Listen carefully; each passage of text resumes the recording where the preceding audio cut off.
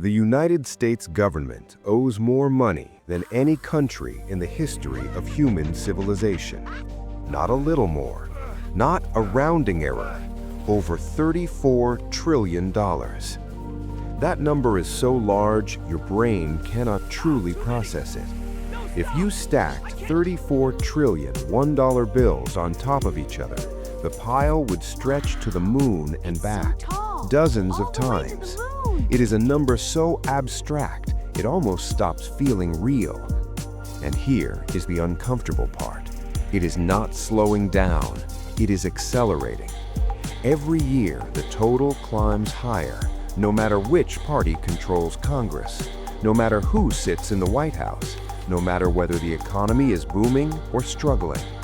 The same people who promised to fix it are operating inside the system that keeps building it. So the real question is not just how we got here.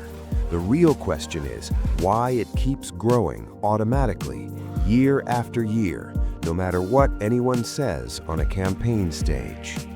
That is what this story is actually about. Stay with me.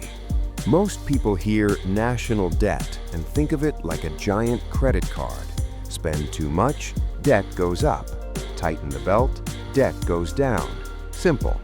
Except that is not how this works, not even close. The U.S. national debt has increased in 45 of the last 50 years, under Republicans, under Democrats, during recessions, during record stock market highs, during wars, during peace. It rose after presidents declared budget discipline. It rose after spending cuts were celebrated.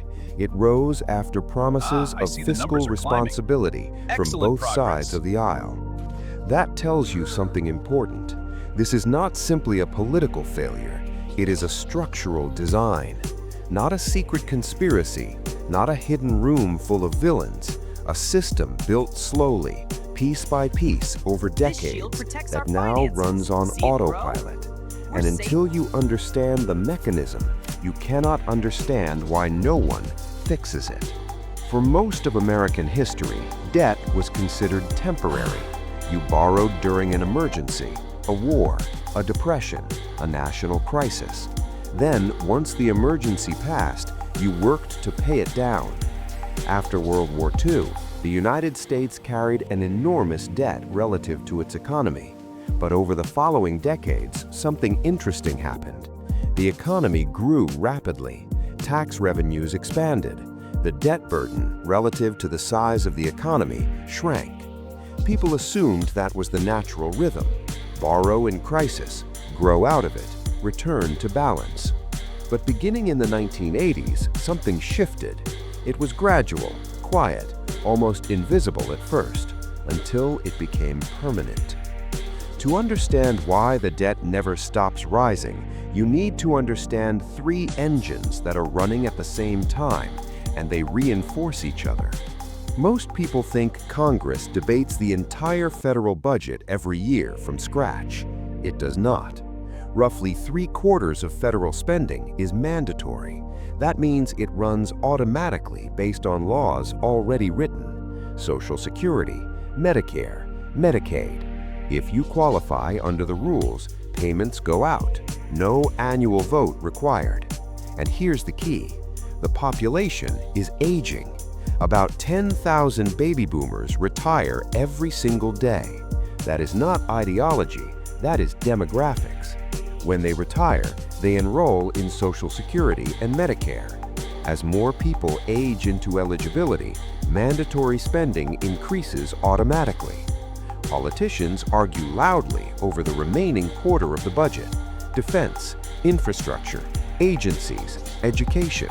But the majority of spending is already on autopilot, and autopilot is pointing upward.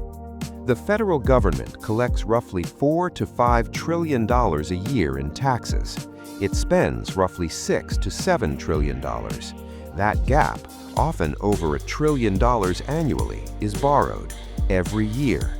You might ask, why not just close the gap, raise taxes, cut spending, balance the budget? In theory, yes. In practice, it is deeply complicated.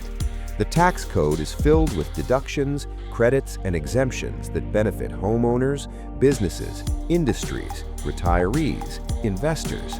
Each one has political support behind it. Removing them is like pulling threads from a tightly woven fabric. On the spending side, meaningful cuts almost always involve Social Security or Medicare, programs millions rely on. The moment serious reductions are proposed, political backlash explodes. So the gap persists, and every year it gets financed with new borrowing. This is the engine most people ignore. When the government borrows money, it pays interest. For many years, interest rates were historically low. Servicing the debt was manageable. Then inflation surged. Interest rates rose rapidly. Old debt issued at low rates matured. New debt had to be issued at higher rates. Interest costs ballooned. At one point, annual interest payments began rivaling and even exceeding major government programs. And here's where the loop tightens. More debt leads to more interest payments. More interest payments increase annual deficits. Bigger deficits require more borrowing. More borrowing increases total debt. It feeds itself, not because of one dramatic decision, but because of compounding arithmetic. Most people assume the solution is simple discipline, but the structure creates resistance. Cut mandatory spending, political backlash. Raise taxes broadly, political backlash. Reduce deficits sharply, economic slowdown risk.